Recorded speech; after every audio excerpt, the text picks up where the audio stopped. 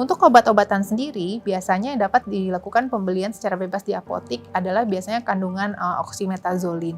Nah, memang ini perlu menjadi perhatian karena penggunaan obat ini pun ada aturannya. Jadi penggunaan obat ini sebenarnya tidak direkomendasikan untuk penggunaan jangka panjang.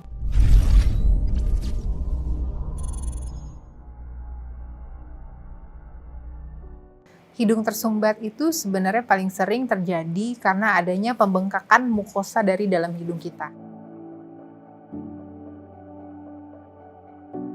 Nah, di situ kan banyak pembuluh darah.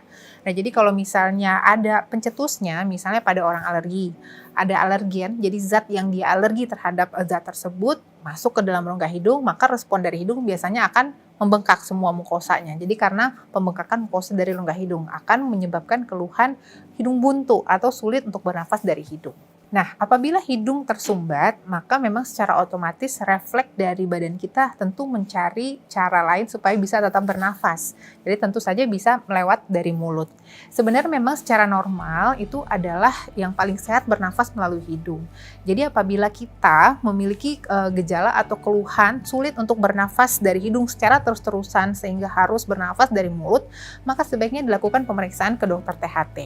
Nah, pembengkakan ini yang terjadi di dalam rongga hidung memang paling umumnya bisa disebabkan oleh alergi terhadap zat-zat tertentu ataupun sensitif terhadap zat-zat tertentu. Namun juga kadang-kadang ada struktur dalam rongga hidung kita, misalnya adalah pembengkokan tulang hidung, tulang rawan hidung kita atau namanya septum deviasi, ataupun misalnya konka, struktur daging yang ada di dalam hidung kita juga menjadi lebih bengkak. Nah, itu juga bisa memberikan keluhan hidung buntu. Jadi memang sebaiknya diperiksakan apabila kita tidak bisa bernafas melalui hidung.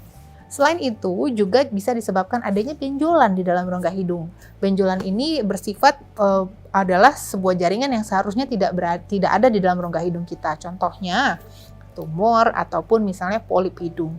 Nah, si polip hidung ini sendiri sebenarnya memang terbentuk pada orang-orang yang mengalami rinitis alergi, ya, pilek yang disebabkan adanya paparan alergen secara kronis, jadi dalam jangka waktu yang panjang. Nah, itu menjadi faktor risiko terbentuknya si polip tadi. Nah, apabila kalau misalnya kita memiliki keluhan hidung tersumbat, maka bisa kita bantu dengan menghirup mungkin uap air dari air panas mungkin yang diteteksi dengan minyak kayu putih. Namun tidak dianjurkan kita berusaha untuk mengeluarkan lendir karena memang beberapa orang mengira dengan hidung tersumbat tersebut berarti ada ingus atau lendir yang terperangkap di dalam hidung. Maka dia secara otomatis menghembuskan dengan sekuat tenaga untuk mengeluarkan si lendir tadi. Nah, ini tidak dianjurkan karena kalau misalnya memang lagi ada infeksi bakteri ataupun virus, itu akan beresiko malah ke telinga. Jadi infeksinya bisa lari ke daerah telinga kita. Ya, selain itu juga untuk rongga sinus juga tidak baik dan tidak dianjurkan untuk mengeluarkan lendir sekencang mungkin. Selain itu juga bisa mempengaruhi, bisa menyebabkan mimisan atau keluarnya darah dari hidung kita. Nah, selain itu, apabila kita memiliki keluhan hidung tersumbat, kita harus ingat bahwa tidak boleh sembarangan menyemprotkan obat atau penggunaan obat nasal spray atau semprot hidung. Nah, memang secara kemajuan teknologi kita menjadi lebih mudah untuk memperoleh obat-obatan yang kita perlukan. Namun ada obat-obatan tertentu yang ternyata tidak boleh digunakan secara berkepanjangan atau dalam jangka waktu yang panjang. Apabila kita mengalami hidung tersumbat, maka pertolongan pertama di rumah kita bisa melakukan menjaga supaya mungkin suhu ruangan itu tidak terlalu dingin karena suhu hangat itu sebenarnya akan membantu untuk meredakan hidung yang tersumbat.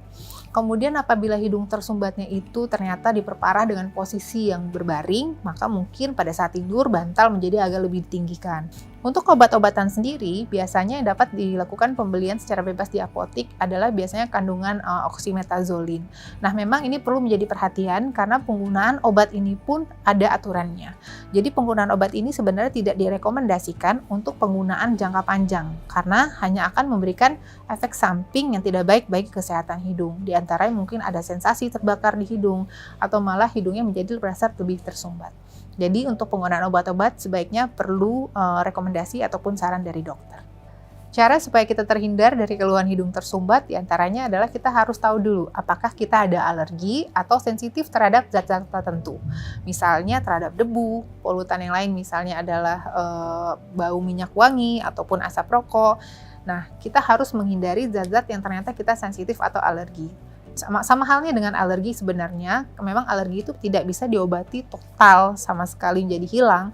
Jadi kuncinya adalah avoidance, jadi menghindari faktor pemicu. Selain itu juga menjaga kesehatan hidung supaya tidak ada keluhan hidung tersumbat, bisa juga dengan melakukan cuci hidung dengan menggunakan cairan salin atau NaCl.